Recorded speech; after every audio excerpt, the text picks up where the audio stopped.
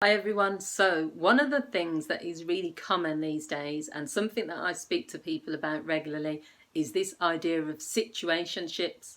So this has only been around recently really, where people have started to say when they're asked what their status is, they're in a situationship, which means that it's not quite a relationship, it's not quite just friends with benefits, but it's somewhere in between. And what I want to talk about quickly in this video is 3 of the reasons people end up in situationships.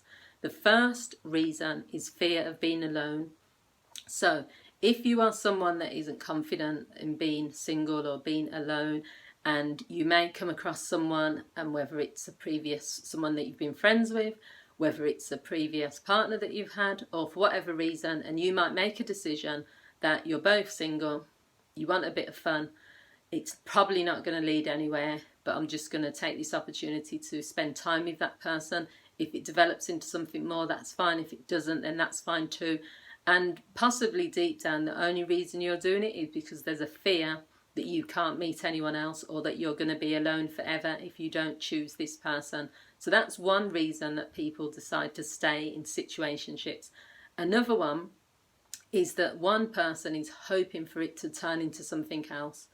So my feeling, and I made a video called why you end up in the friend zone, or something along that lines. When you originally meet someone, a lot of times after you've been on that first date, or when you have that first connection, majority of people already know what they want from this, or where they want it to lead. And many people will say, I knew from the first time I met this person I was going to marry them. I knew from the first time that there was nothing there and we were just going to be friends. Other times it takes a bit more time to develop into something. Now, if you are in a situation where you both don't really know what you want, you're not quite sure on where it's going to lead, you're very open to seeing what will happen, the key thing is that there needs to be a discussion held at some point. Otherwise it will end up just being a situationship. And it takes real courage to sit down with someone and to say, where are we going? What's happening with this relationship? What do we want? Where do we see the future? It's about timing, but it's also about being courageous enough and brave enough to say that, because situationships sometimes occur because no one actually says, what are we doing here? So you'll be hanging out with someone, you'll be going on dates all over the place, you'll be meeting their parents, you'll be doing all sorts of things, but no one has actually established what's happening. And then years or months are going past, and eventually you realise, I'm not actually in a couple with this person, but at the same time, we're spending a lot of time together. There's something between us, but we just don't know what it is. The third reason is that you don't want to lose the person. Sometimes you can be friends with someone, or you might even be in a relationship with someone, and then that ends.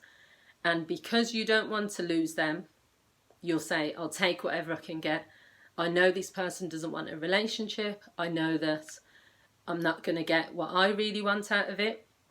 So what I'm going to do is I'm going to make a decision that we're just going to see each other when we can. We're going to just be intimate whenever, or see what happens. And it's kind of like, let me go with the flow, and I'd rather have this person in my life than not. So then it turns into a situationship, and it might be something that you both end up all right with. You might say this works for both of us. But in a lot of cases, situationships tends to be one person who isn't happy as the other person, because there's usually one person who starts to develop feelings and wants more. There's usually one person that's more unhappy with things than the other. It's rare to find two people that are in these sorts of situations and they're just both happy with it, but there are people that are. So the key things to ask yourself is, why are you in this situation in the first place? Are you okay with it at the moment? Will you be okay with it in the future? Do you need to be brave and have that discussion? So thanks for watching, guys. This is part of the relationship series that I'm doing. Throughout September, I'm going to be doing different topics every single day. So you're going to get a video every single day throughout September, and we're going to be looking at different topics.